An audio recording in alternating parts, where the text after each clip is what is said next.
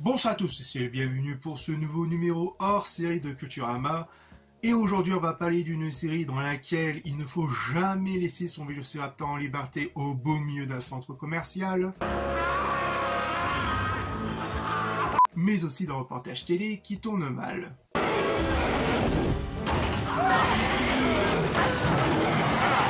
Bref, aujourd'hui, on va parler de la série Primeval, ou connue sous le titre de Nick Cutter et les Portes du Temps.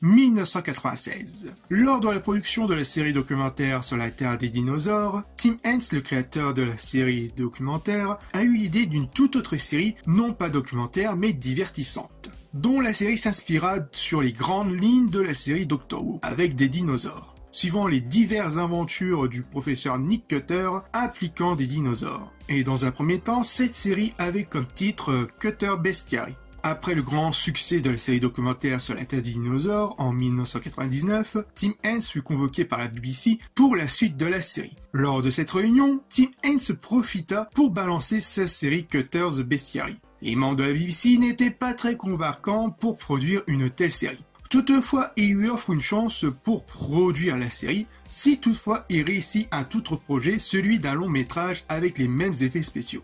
C'est alors que Tim Hence leur propose en adaptant Le Monde Perdu de Arthur Conan Doyle. En 2001, l'adaptation du Monde Perdu version Tim Hence fait un carton, ce qui permet d'avoir le feu vert pour la création de sa série. En 2002, Tim Hence créa sa propre boîte de production Impossible Pictures pour alléger les coûts de production avec la BBC. Entre-temps, le scénariste Adrian Hughes, fraîchement récompensé aux BAFTA Awards pour son travail sur la mini-série Charles II, Le pouvoir et la passion. Il se rendit à la BBC à la recherche d'un nouveau projet, puis il se rendit d'abord dans les bureaux de la productrice Laura Mackie, qui lui proposa dans un premier temps de scénariser une mini-série appelée Bleak House. Un jour, je suis allé dans le bureau de Laura Mackie, et elle m'a demandé ce que je voulais faire ensuite. Elle m'a suggéré Bleak House. J'avais déjà fait David Copperfield, alors j'ai dit non, je ne veux pas faire un autre Dickens, merci. Je veux faire quelque chose d'amusant, comme Buffy contre les vampires. Je venais de regarder Buffy en entier, je pensais que c'était une série géniale. Je voulais faire quelque chose avec la même ambiance, la même sensation. Elle m'a alors suggéré quelque chose appelé Cutter Bestiary. Un titre horrible, mais c'était comme ça à l'époque. J'en ai parlé à Tim et il m'a dit « Et je veux faire des dinosaures à l'époque moderne et ce qui est génial. » Je venais aussi de visiter le musée d'histoire naturelle et je me suis demandé pourquoi personne ne faisait de dinosaures. Après pas mal de réécriture, ce qui va engendrer différents scripts de la série qui changera le nom au final de Primeval, Tim Hence et Adrian Hughes se rendit aussitôt à la BBC. Mais les deux hommes apprenaient sur place que la BBC préparait en secret un reboot de la série Doctor Who qui sera porté par le producteur Russell T. Davies. Quand nous avons commencé, Doctor Who n'existait pas encore et nous avons pensé qu'il était temps de créer quelque chose comme Doctor Who. Mais Russell T. Davies a lancé Doctor Who et on a jugé que nous étions trop similaires. Donc après 4 ou 5 ans, la BBC a finalement refusé. Les deux hommes tentèrent leur chance auprès de la chaîne britannique ITV qui hésita à produire leur série, jusqu'à ce que le 26 mars 2005, le reboot de la série Doctor Who fait un carton. Ce qui va changer aussitôt d'avis, ITV a validé la production de la série. Nick Elliott, le directeur de la chaîne ITV, avait vu le succès de Doctor Who et de Robin des Bois et s'était dit qu'il valait peut-être mieux qu'ITV et c'est ça. Il avait un scénario avec les talents d'Adrian derrière, c'est pourquoi ils ont décidé de se lancer. Afin de garantir un confort financier, ITV va aussitôt faire appel à 2 chaînes de télévision étrangères qui sont nul autre que la chaîne allemande ProSieben et la chaîne française M6. Et par la suite, Tim Hence se retourna auprès du studio Farmer Store pour leur proposer de s'occuper des effets spéciaux. Et aussitôt, le studio accepta sans problème. Une fois que tout est finalisé, que ce soit en termes de contrat avec les différents studios, mais aussi le calcul total de la première saison qui coûterait environ 6 millions de livres sterling, soit 1 million de livres sterling par épisode. Combien? Tim Hence et le producteur Cameron McAllister vont engager Cilla Ware et Jamie Payne pour la réalisation de la série. Et une fois validé, le casting peut enfin commencer. Pour incarner le professeur Nick Cutter, Tim Hence et Adrian Hughes avaient le candidat parfait pour le rôle qui est nul autre que l'acteur Douglas Ansell. C'est alors que la réalisatrice Scylla Ware, qui connaissait bien l'acteur et qu'elle décide de le contacter en lui envoyant une copie des scripts des 3 premiers épisodes. J'ai toujours été obsédé par les dinosaures et les monstres, tout ce genre de choses, depuis que je suis petit. Je n'ai pas passé d'audition pour Primeval. C'était une offre. J'y suis allé et j'ai rencontré Tim et Adrian et j'ai discuté avec eux, et c'est tout.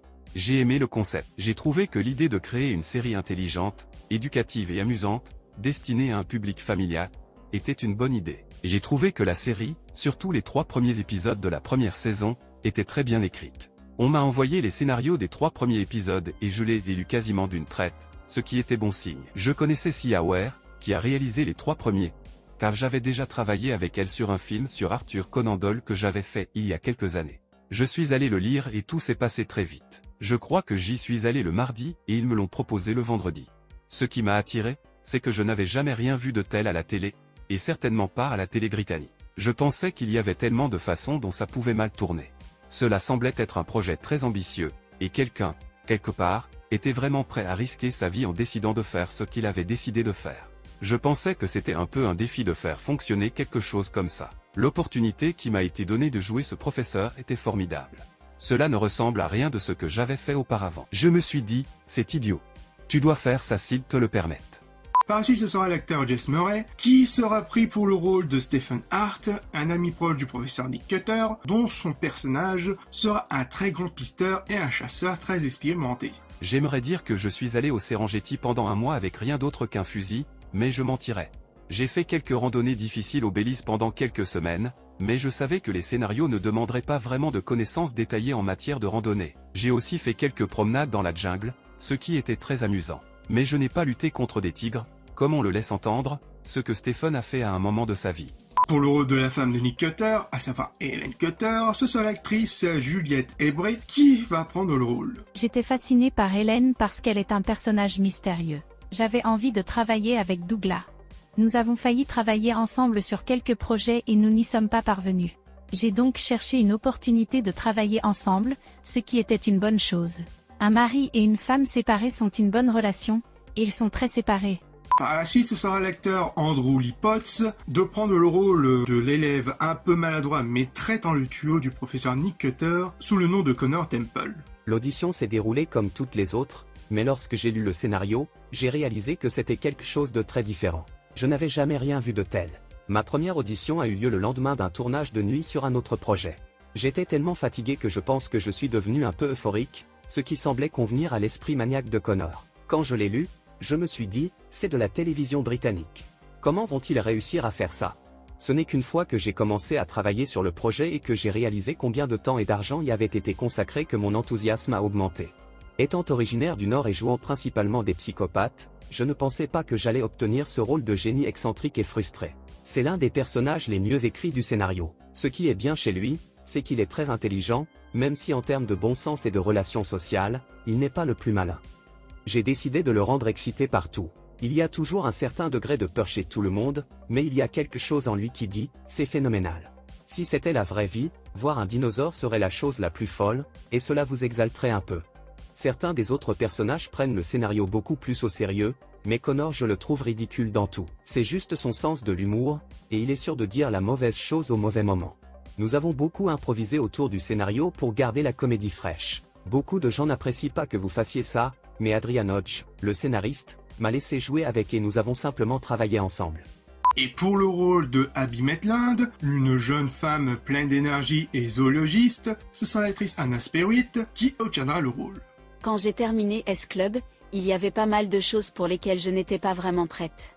J'avais juste besoin d'une pause, d'échapper au projecteur sous quelque forme que ce soit. Primeval est arrivé à un moment où j'étais prête à revenir à la télévision. Lors de mon audition, nous avons fait un truc du genre debout, en imaginant Rex le dinosaure de son personnage. Parce que Rex allait jouer un rôle important dans le personnage d'Abby. Cette audition était un peu différente d'une audition normale. Abby est une fille amusante à jouer. Elle est beaucoup plus cool que moi et je l'aime bien. Elle est censée être sympathique et chaleureuse. Elle a un côté garçon manqué. Au départ, elle conduisait une Vespa, ce qui m'a beaucoup enthousiasmé, mais cela n'a pas fonctionné au final, alors elle conduit une Mini. Il y a certains aspects de moi-même que j'ai infligés au rôle, mais elle est plus équilibrée que moi. Elle prend des décisions plus rapides que moi aussi. Ensuite, ce sera l'actrice Lucy Brown qui va prendre le rôle de Claudia Brown, qui est ministre de l'Intérieur britannique. Quand on m'a donné les scripts pour la première fois, on ne m'a rien dit à ce sujet, alors je suis allée dans mon petit café près de chez moi, comme je le fais habituellement quand on me donne des scripts, et je suis arrivée à la page 3, et je me suis dit, quoi? Je n'ai pas vu les dinosaures arriver. J'ai adoré, et l'une des principales choses que j'ai aimées, outre le fait qu'il y ait des dinosaures, c'est que c'est une pièce très axée sur les personnages et qu'elle traite de relations humaines réelles. J'espère qu'au fil de la série, on commence vraiment à se soucier de ce qui se passe avec ces cinq-là, à part les dinosaures. J'ai vraiment adoré. Et pour en finir avec le reste du casting, pour le rôle du personnage de James Lester, qui est l'un des plus grands hauts gradés du gouvernement britannique, ce sera l'acteur Ben Miller qui obtiendra le rôle. C'est tellement amusant de jouer un personnage comme Lester, quelqu'un qui se moque de tout ce qui se passe. Quelqu'un qui pense que les dinosaures sont un inconvénient administratif, et que les gens qui dirigent sont des cinglés qui n'ont qu'à se lancer. Il est si brillamment imparfait, c'est tellement amusant à jouer. C'est un homme avec une confiance en soi extraordinaire, mais le fait est qu'il est en fait assez gentil au fond de lui-même. Lester se soucie de son équipe, mais il n'arrive pas à le montrer. Il y a une sorte de contradiction en lui, et ce genre de personnage est toujours intéressant. Après avoir réuni le reste du casting, le tournage de la saison 1 commença en décembre 2005. Et ce sera un véritable travail d'imagination pour toute l'équipe de la série, notamment en termes d'imagination de scènes avec des dinosaures. Toutefois, l'équipe des effets spéciaux va créer quelques animatroniques afin d'aider l'immersion des acteurs. To allow the animators to work quickly, we're using a very simplified version of the model, but we're asking the director to use his or her imagination and imagine what the animation will be like when it's on the finished model. The animation process works through a number of loops until the directors and the animators are happy, or, as more common the case, when they give up fighting each other, and we have an animation that we all agree is the right one. After the animation is approved, the final stage is compositing. Compositing means the combination of the computer-generated images on the one hand and the live-action images of the actors and the backgrounds on the other. And it takes up maybe half the time and half the budget. The artists who do this, the compositors as we call them, really have to know what they're doing. They use a number of different programs to do this, but basically it's all in the eye. Each show is about 10 weeks, and that's from the very, very first thing being scanned to the last shot being delivered. Quite a long process really, but done in a very, very compressed time. Lorsque nous avons fait le casting, aucun des artistes n'avait travaillé avec des images de synthèse auparavant, donc pour eux comme pour nous, ce fut un baptême du feu. Il a fallu du temps pour arriver à croire que cette drôle de petite chose sur un bâton allait être quelque chose de réel, de vivant et d'effrayant.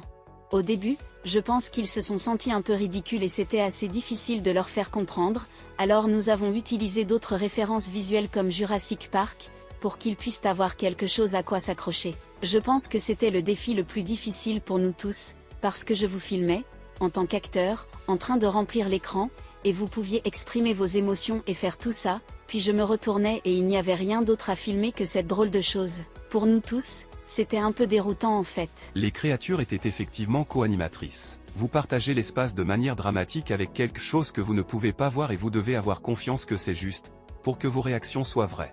Sia avait ouvert la voie, donc Sia a dû passer par beaucoup de ses premiers tests au fur et à mesure de la création de la pièce, l'apparence et l'univers de celle-ci. Sia était très ouverte et pas du tout exigeante quant à mon accès au plateau et au partage de mes informations, et elle était très honnête. J'en ai beaucoup profité. Beaucoup de réalisateurs ne sont pas comme ça. Sia a été très conciliante. Dieu merci, car cela aurait été très difficile, car c'est une machine tellement unique. Il n'y a pas de modèle. Nous avons créé le modèle. Ce qui est formidable avec Primeval, c'est que chaque épisode est vraiment différent. Les créatures, la texture, l'ambiance. C'est ce qui surprendra aussi le public. Il n'y en a pas un qui soit pareil. Même avec nos 3 épisodes, nous ne les avons pas abordés de la même manière.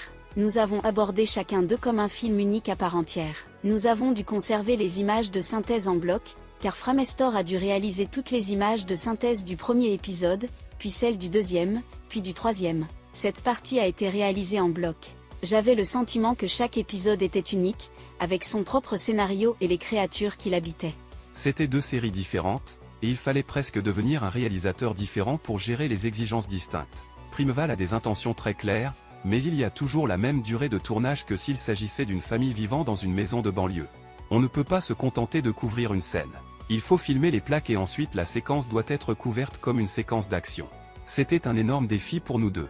L'autre chose que je n'ai pas comprise, c'est le temps que cela prend sur le plateau. Il y a beaucoup plus de discussions, car on ne discute pas seulement des relations entre les acteurs, on discute aussi de leurs relations avec les créatures, de ce que font les créatures. Si on bloque une scène normale, tout le monde peut se voir et se comprendre, mais quand on bloque une scène CGI avec les acteurs, il y a beaucoup plus de discussions, et le temps passe vite quand on veut filmer. Le tournage se finit en avril 2006 et Tim Hence va faire appel au compositeur Dominic Scher pour composer la BO de la série.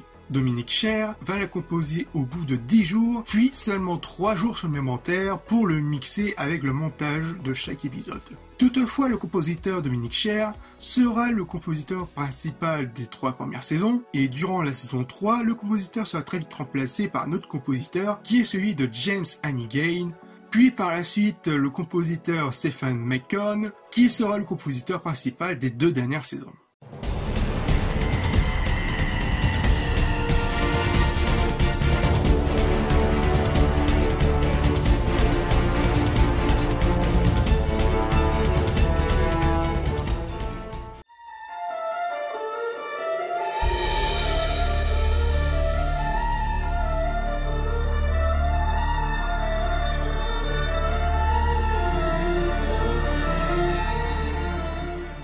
Et une fois les 6 épisodes finis et mis en boîte, et validés par les différents studios, notamment ITV, le premier épisode sortait d'abord le 10 février 2007 sur ITV au Royaume-Uni, puis en France sur M6 le 29 décembre 2007, sous le titre de Nick Cutter et les Portes du Temps. Et que ce premier épisode va raconter l'histoire d'une mystérieuse femme poursuivie par une étrange créature préhistorique. 8 ans plus tard, on apprenait que cette mystérieuse femme n'est nulle autre que Helen Cutter, la femme du professeur Nick Cutter, travaillant au Central Metropolitan University avec son associé Stephen Hart, dont les 2 hommes vont faire la connaissance d'un jeune étudiant sous le nom de Connor Temple, un jeune homme un peu complotiste sur les bords. Oh, ça c'est ma thèse de doctorat. Ah. Voyez-vous, j'y démontre que toute la vie sur Terre dérive d'organismes amenés ici par un vaisseau extraterrestre. Une piste assez excitante. Ouais, il faut encore que je la bosse. Qui celui-ci va leur faire remarquer quelques apparitions un peu étranges de certaines créatures préhistoriques qui seraient apparues dans la forêt de Dean, là où la femme du professeur Cutter avait disparu. Il y a un témoin qui dit l'avoir vu. Il y a des gens qui disent avoir vu le monstre du Loch Ness, ce qui ne veut pas dire qu'il existe. Plus maintenant, bien sûr, puisqu'il est mort il y a des années. Le gouvernement a emporté le corps et a étouffé toute l'affaire. Ce n'est qu'un canular, oubliez ça. Votre femme s'y serait intéressée, elle. Après que Connor eut fini de présenter ses excuses, il finira par attirer la curiosité des 2 hommes qui commençaient aussitôt à mener leur petite enquête.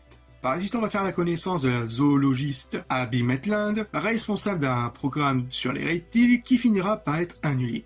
Abby, je suis désolé. Des financiers se sont retirés et je suis obligé de réduire le programme sur les reptiles.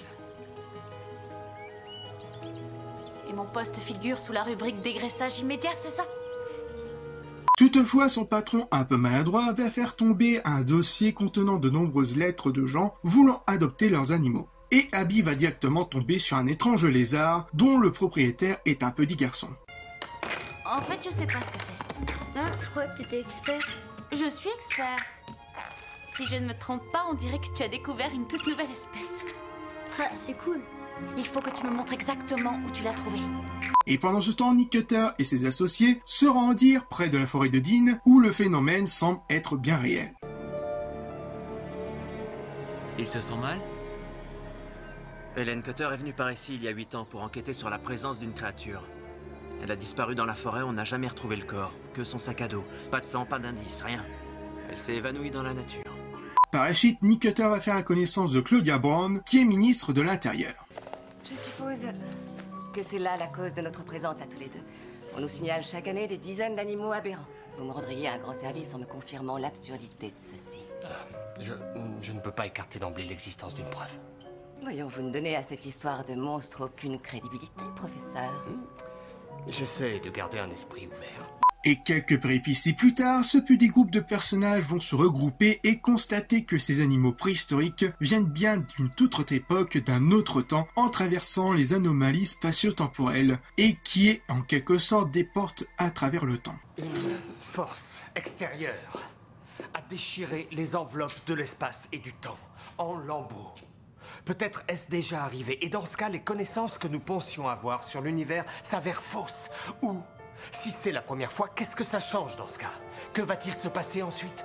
Croyez-moi, c'est très loin d'être terminé. Mais ce ne sera ni le premier ni le dernier, puisque bien plus tard, ce phénomène des anomalies reviendra très vite et deviendra de plus en plus fréquente, et que seule l'équipe de Nick Cutter, qui est soutenue par le gouvernement britannique, sont les derniers remparts entre les créatures et la population. La saison 1 va connaître un grand succès avec en moyenne 7 millions de téléspectateurs, accompagnés de très bonnes critiques que ce soit de la presse et du public, et que la moyenne des 7 millions de téléspectateurs restera à travers la saison 2, qui celui-ci aura des critiques un peu mitigées. Cependant, et avant le démarrage de la saison 3, l'acteur Douglas Hensall décide de quitter la série, qui sera un véritable changement narratif pour Tim Hens et Adrian Hughes, qui finiront par négocier avec l'acteur pour qu'il puisse apparaître au début de la saison 3 et de préparer son futur remplaçant de la série avec le personnage de Danny Quinn qui sera interprété par l'acteur Jason Framing. Quand nous avons su que Dougie allait partir, nous nous sommes retrouvés face à un dilemme. J'avais toujours eu l'intention de terminer l'histoire Cutter et Hélène à la fin de la 3e saison et de donner à Dougie une porte de sortie s'il le souhaitait. Je n'ai jamais pensé qu'il ferait plus de 3 saisons. Mais quand il a décidé de partir plus tôt que prévu, nous avons dû trouver une fin qui corresponde à l'arc Cutter et Hélène. Une fin que nous pourrions également poursuivre dans le reste de la série. Cela nous laissait très peu d'options. Contrairement à certaines autres séries fantastiques, nous ne pouvons pas régénérer nos personnages principaux, donc tout ce que nous faisions devait être réaliste et crédible, et nous devions aussi le rendre inattendu. Je pense que beaucoup de gens auraient dit, et en fait beaucoup l'ont fait, « Oh, il va juste se perdre dans une anomalie ou quelque chose comme ça ». Donc j'ai pensé que nous devions faire quelque chose de plus que ça. Et vraiment, si vous regardez la façon dont les choses se sont déroulées avec Hélène, cela devait mal se terminer d'une manière ou d'une autre. Nous avons donc imaginé la fin que vous venez de voir, qui, je l'espère, est à la fois choquante et émouvante et réaliste, ce qui correspond à l'esprit de notre série. Une fin emphatique pour le personnage permet également de s'assurer que nous ne passons pas le reste de la série à regarder en arrière et à nous demander « Est-ce qu'il reviendra cette semaine ?» Parce que nous voulions donner à la série un tout nouveau départ et même une sensation légèrement nouvelle avec Jason Fleming dans le rôle principal. C'est ce que nous pensions, en tout cas. Mais il va sans dire que l'histoire d'Hélène n'est pas terminée et suivra désormais un arc légèrement différent de celui que j'avais en tête à l'origine, mais qui aboutira à peu près à la même conclusion, à la fin de cette série. Nous voulions un personnage principal qui soit très différent de Cutter. Dougie a fait preuve d'une certaine intensité passionnée et je pense qu'il était assez convaincant en tant qu'universitaire et solitaire déterminé, qui s'est certainement un peu détendu en compagnie de son équipe mais qui a toujours été son propre maître. Jason, en tant que personnalité, est naturellement très chaleureux et extraverti. Et nous voulions retranscrire cela chez Danny, qui n'a vraiment rien à voir avec Cutter dans le sens où il n'est pas un universitaire mais un policier de formation, et il n'est pas vraiment un expert. Mais c'est un leader naturel avec une grande capacité à voir les choses dans leur ensemble et à prendre de bonnes décisions. Pour en revenir avec les saisons 3, celui-ci aura beaucoup plus d'épisodes, avec un nombre total de 10 épisodes, contrairement à ses prédécesseurs qui étaient habitués avec 6 épisodes. Il y aura aussi eu un concours de dessin pour une nouvelle créature venant du futur, dont le vainqueur aura droit à une visite dans les coulisses de la série. Et ce sera un certain Karim Nahabou qui gagnera le concours. Hi. Andrew, good to meet you. How are you? Karen, welcome. Primeval. And just congratulations as well. Thanks. Really, really cool. Yeah. I love it. I've just seen, you've seen obviously the pictures that they've done. No, I haven't seen them yet. You've not seen them? No. They're pretty amazing. My first task after receiving your rather lovely drawing was to translate this into something that's workable for us as an animation department. Because it's very easy to visualize something as a drawing in 2D, but when that gets translated into the 3D world, there's a lot of different constraints that you have to meet, like the animators need to make this walk and fly convincingly. But what I've done is I've given it beetle wings, I've given it hard covers, and I've made the front limbs face more forward and made them more like stabbing, grappling kind of appendages. La saison 3 aura de bien meilleures critiques positives que la saison 2, mais qui aura une légère baisse d'audience à environ 6 millions de téléspectateurs. Malgré cela, la série sera définitivement annulée à la fin de la saison 3 le 6 juin 2009, qui serait dû à la fois au score d'audience qui est pas assez suffisant et décevant pour ITV, qui espérait beaucoup plus, mais aussi des raisons financières, notamment lors du dépôt de bilan de ITV pendant la grande récession de 2009. Tim Hence va tenter à de nombreuses options pour obtenir la production de la série, avec une réduction même du budget de la série, avec un chiffre tournant 600 000 livres sterling par épisode. Et 3 mois plus tard, après l'annulation de la série, Tim Hence réussira par trouver un accord avec ITV pour la résurrection de la série avec 2 saisons supplémentaires. Et dans cet accord, on peut trouver une aide financière de la d'une autre chaîne britannique UKTV, mais aussi de la part de la BBC, ainsi qu'avec la collaboration de la chaîne allemande ProSieben. Le coût total des 2 dernières saisons s'élèverait à environ 15 millions de livres sterling. Combien ? Et que chaque centime devra être dépensé intelligemment. Et forcément, tout ce chamboulement va changer, du moins pour la traduction française, de Nick Cutter et les Portes du Temps, qui va rapidement changer pour les Portes du Temps, une nouvelle ère pour les 2 dernières saisons. Courant de l'année 2011, les 2 dernières saisons ne réussiront pas à garder le même score d'audience habituel, puisqu'on contestera une chute d'audience à environ 4,45 millions de téléspectateurs. Toutefois, la série aura droit tout de même à une fin assez concluante, même si elle laissera une grande porte ouverte pour une suite possible. Potentielle suite, du moins d'une saison 6, qu'on ne verra malheureusement jamais le jour, puisque ITV aura bel et bien enterré la série à tout jamais, dû forcément aux mauvaises audiences des 2 dernières saisons. Et il y a 5 ans de cela, j'avais fait un Culturama sur cette merveilleuse série, et que dans laquelle, dans les commentaires, un fan de la série m'avait bel et bien confirmé qu'il y aurait une saison 6 en préparation.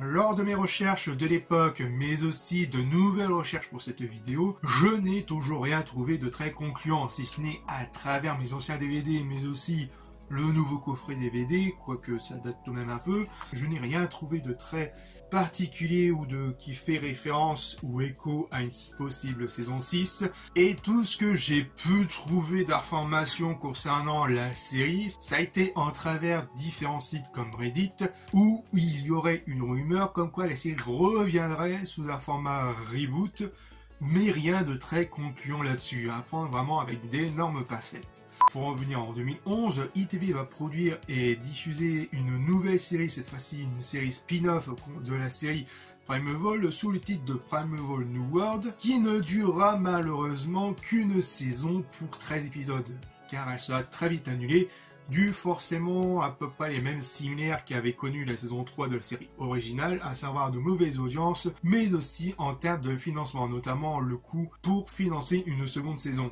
Et durant cette époque-là, de nombreux fans avaient écrit une pétition pour sauver ce spin-off, notamment pour produire une saison 2, dont Tim Hence, le créateur original, aura cherché un bon nombre de temps pour trouver une autre chaîne qui serait partant pour financer une seconde saison, mais malheureusement rien de très concluant et le spin-off sera très vite annulé. Toutefois, le spin-off va plus ou moins revenir de ses cendres, cette fois-ci non pas en format télé mais en format livre, sous le titre de Primeval The Excess qui serait sorti le 22 mars 2024. Alors, ce livre est exclusivement en anglais.